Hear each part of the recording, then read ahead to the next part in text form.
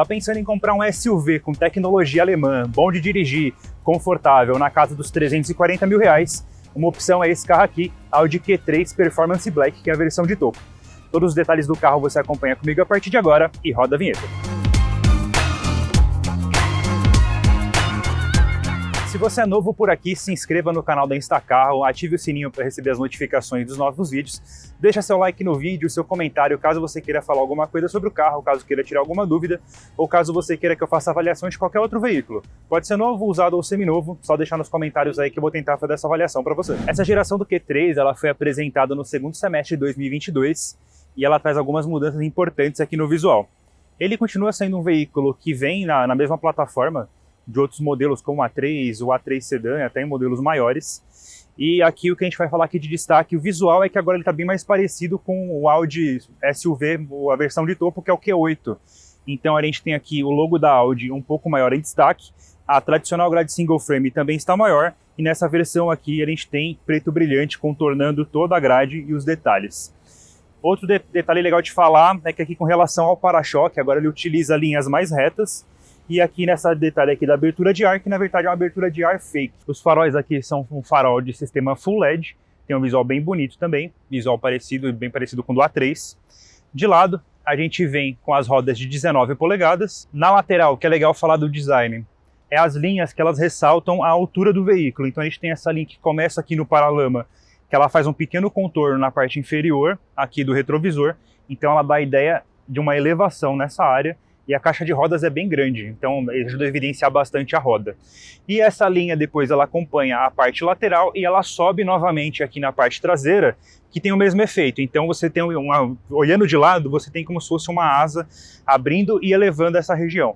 Então a caixa de roda aqui na traseira também é bem grande, dando um destaque aqui para as rodas de 19 polegadas. Na parte inferior aqui, a gente tem um outro contorno que dá um rebaixo aqui na porta, dando uma ideia de uma musculatura da parte maior ser um pouco mais larga, e aqui tem um acabamento também preto brilhante na soleira, como ali na frente, na grade. E falando aqui da traseira, ele é um SUV, não é um SUV coupé. Tem a versão do Q3 Sportback, que você vê que a coluna C é um pouco mais inclinada, deixando essa área aqui um pouco mais gordinha, um pouco mais parruda. Falando aqui de um SUV, coluna C num padrão normal. E de design em si, a gente tem aqui as lanternas, que tem um contorno bem parecido, bem semelhante com os faróis dianteiros. Tem essa tradicional zona aqui, com a parte da placa em baixo relevo, dando uma maior musculatura aqui para a traseira. E os para-choques com visual um pouco mais esportivo. E aqui legal de falar, ó, ele tem uma imitação, como se fosse uma saída de escape, mas aqui nesse caso, nessa versão, tudo em preto, sem muito chamar atenção. Aqui falando no interior, a gente tem que passar alguns detalhes aqui do visual que são bastante interessantes do carro, começando aqui pela porta. Aqui na porta a gente vai começar falando aqui sobre o acabamento. Detalhe, aqui é tudo em plástico, aqui já é uma parte mais emborrachada, aqui a gente tem couro, e aqui apoio de braço também em couro, no mais tudo plástico, aqui na parte de pegada, na parte da alavanca.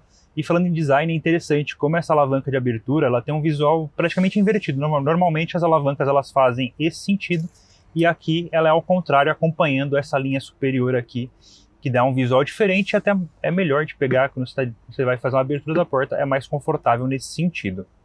Aqui a gente tem o botão para destravar e travar as portas, os botões de acionamento dos 4 vidros elétricos, o travamento dos vidros traseiros, o botão para fazer a regulagem dos retrovisores externos elétricos. E por fim, a gente tem aqui também na porta a abertura elétrica do porta-malas. Aqui no painel do lado esquerdo a gente tem o botão de acionamento dos faróis, aqui a gente tem a função automática, lanterna, luz ou farol baixo, eu posso até desligar todo o sistema, deixar que quando está verdinho está a função automática.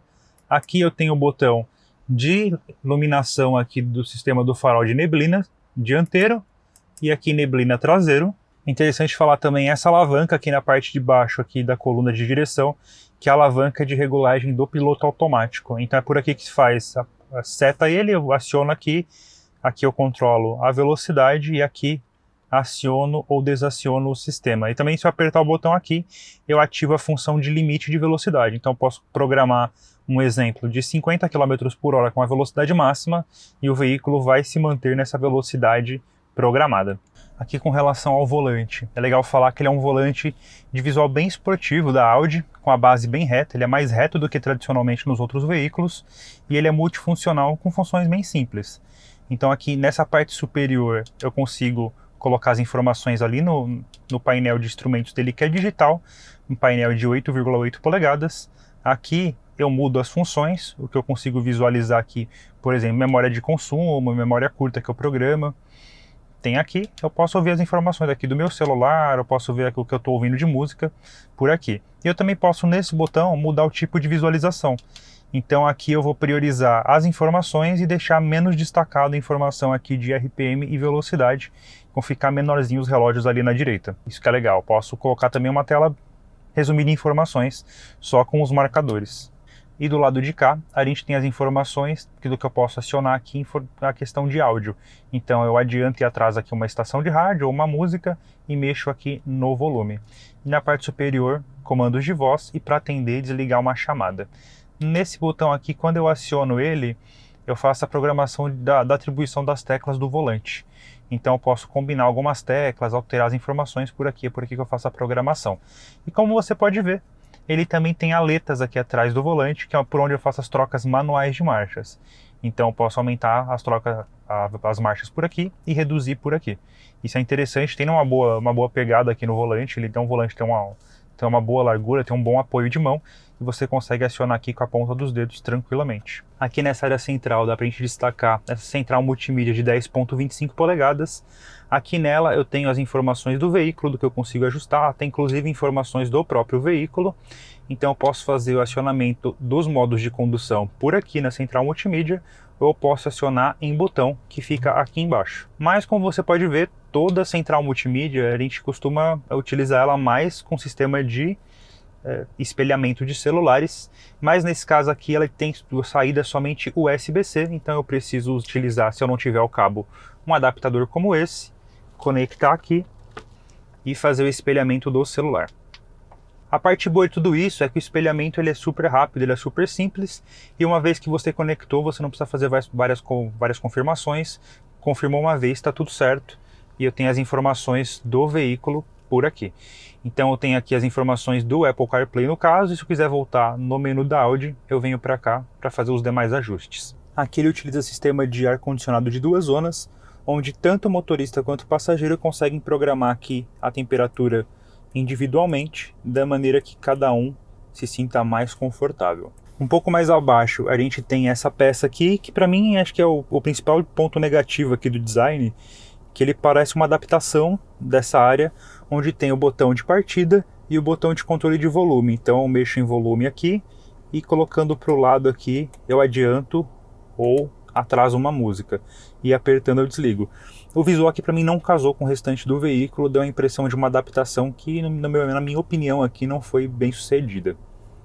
Mas chegando aqui nessa última régua aqui embaixo de botões, como eu falei, a gente tem o botão de seleção de modos de condução.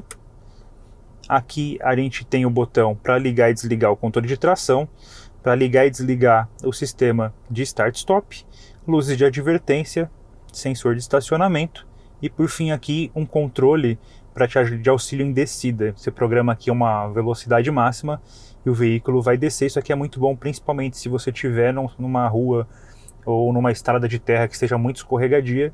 Mesmo com o sistema de tração 4, que é um sistema já próprio para isso, ele vai te ajudar aqui a descer com segurança, sem derrapar, sem ter qualquer condição de uso inseguro.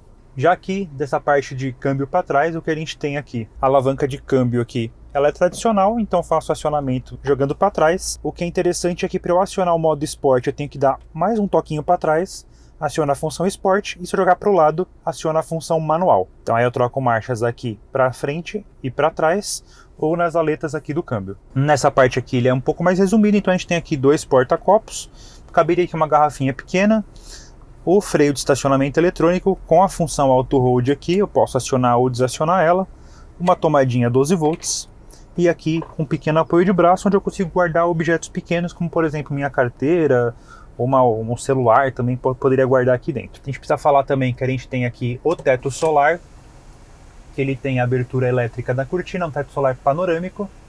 Ele permite aqui eu deixar nessa função, ou eu posso também abrir metade desse espaço aqui, com a disponibilidade total aqui do teto.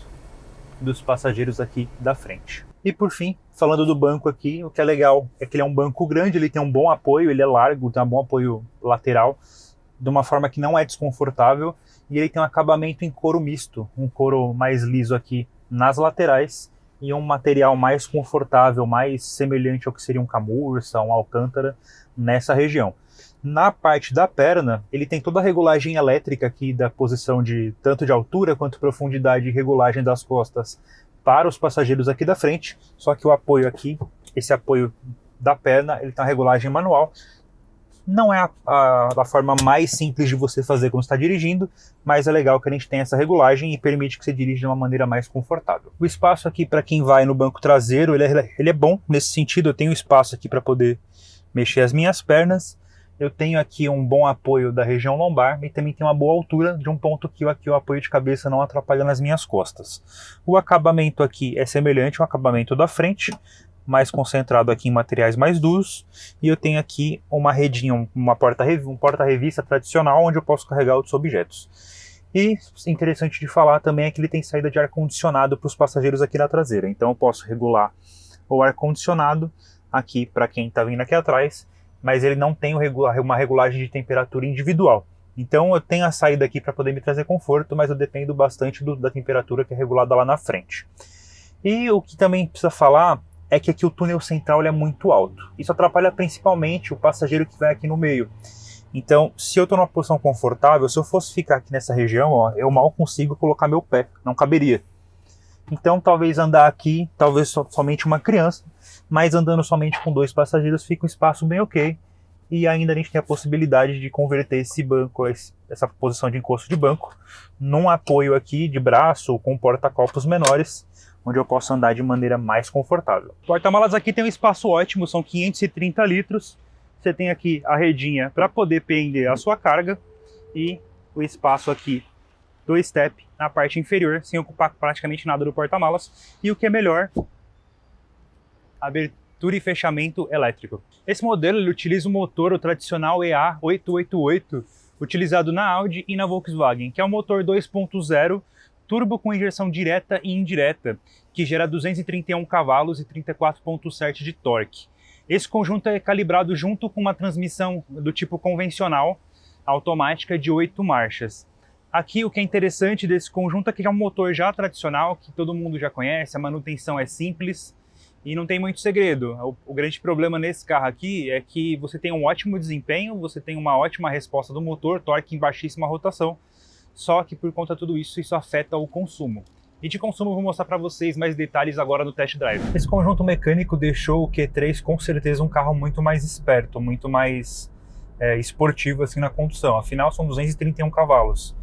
Mas o que não me agradou tanto foi o comportamento desse câmbio automático convencional. Para você ter uma ideia aqui, esse câmbio ele vai priorizar sempre trabalhar em marchas mais altas, para deixar a rotação do motor o mais baixa possível, para trazer o máximo de economia de combustível possível. Só que nisso, as 3 primeiras marchas, elas têm uma calibração para trocas com rotações mais altas, para dar um comportamento exatamente de ter o veículo mais ágil nas arrancadas. Só que essa calibração, da primeira para a segunda, da segunda para a terceira, não me agrada porque a troca de marcha é muito perceptível e dá tranco. Então, mostrando aqui nessa saída agora de semáforo, você vai perceber, estou em primeira marcha aqui, olha como é perceptível, ó. Viu? A rotação sobe bastante e o carro dá uns certos trancos, e principalmente em redução de marcha, isso é mais perceptível ainda entre essas 3 primeiras marchas. No mais, vou subir aqui, ó, estou em terceira marcha no momento, 42 km por hora, já estou em quarta marcha, e subindo assim ele vai até 50 por hora, ele vai estar em sexta marcha mais ou menos. Então ele sempre vai trabalhar com rotações mais altas. Fora isso, essa intenção de tornar o carro mais econômico não foi tão bem sucedida assim, porque o consumo de combustível dele, segundo o Inmetro, é de em torno a um pouco mais de 8 km por litro com gasolina na cidade. Nos testes que eu tive a oportunidade de fazer, claro, é bem diferente dos testes que o Inmetro costuma fazer com as parametrizações, varia tipo de combustível, são vários fatores que interferem. Eu fiz um teste que eu peguei bastante subida, peguei bastante trânsito, e a média de consumo que eu consegui foi de 6,7 km por litro com gasolina. Se a gente compara esses números com os números da versão antiga que utilizava a motorização 1.4, a gente tinha ali um carro bem mais econômico, mas claro, com um desempenho bem inferior. Um ponto que me agradou bastante é a calibração da suspensão.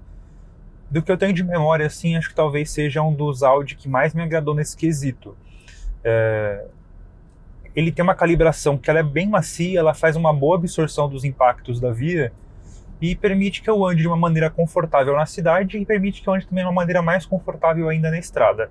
Ela não é tão durona quanto as suspensões dos demais Audi, só que mesmo com isso a gente percebe que quando a gente pega uma via que é muito mais acidentada, tem muito mais emendas de asfalto, a gente percebe que não dá fim de curso, a gente não tem esse tipo de problema, mas a gente sente que tem algumas buchas ali, algumas partes do conjunto que sofrem um pouco mais, porque você consegue até ouvir alguns barulhinhos de rangido, de batida. Não tem muito jeito, as vias aqui do Brasil, seja nas grandes cidades, seja no interior, não são das melhores, é difícil achar uma via que seja muito bem pavimentada, mas se você encontrar uma via muito bem pavimentada, eu acho que você vai curtir demais andar com esse carro, e se nas vias que não são tão boas assim, eu consigo aproveitar, achando uma via, principalmente em estrada, ele é um carro bem legal. E falando agora sobre itens de série, eu acho que também é um ponto de destaque para falar sobre ele. Ele é um carro muito bem equipado, tem 6 airbags, é um Audi como a melhor qualidade de um Audi pode ser. É um carro seguro, um carro que anda bem, um carro que é muito bem equipado de itens de série. Mas o principal ponto para mim aqui é dos itens que fazem falta nele. Por ser um carro da categoria que ele é, do preço que ele tem, ser a versão de topo, itens de segurança de condução semi-autônoma, por exemplo, como o alerta de manutenção em faixa, frenagem de emergência, o controle de cruzeiro adaptativo, são itens que são opcionais, ele não é um pacote que já vem com o carro. Esse carro aqui, por exemplo, ele não conta com esses itens. Então, quando a gente atesta vários carros, a gente vê que esses itens são itens mais comuns na grande maioria dos carros, e pega um carro desse esperando encontrar e não encontra, é frustrante. Então, se você quer um carro que seja bom de dirigir, confortável, seja bem equipado, você não sentir falta nenhuma nisso. Mas se você acha que os itens de condução semi-autônoma é algo que você não consegue abrir mão, você precisa desembolsar um pouquinho mais de dinheiro para acrescentar nesse carro, se o Q3 for o carro que você quer. Agora, caso não, você vai ter que pensar nos modelos da concorrência.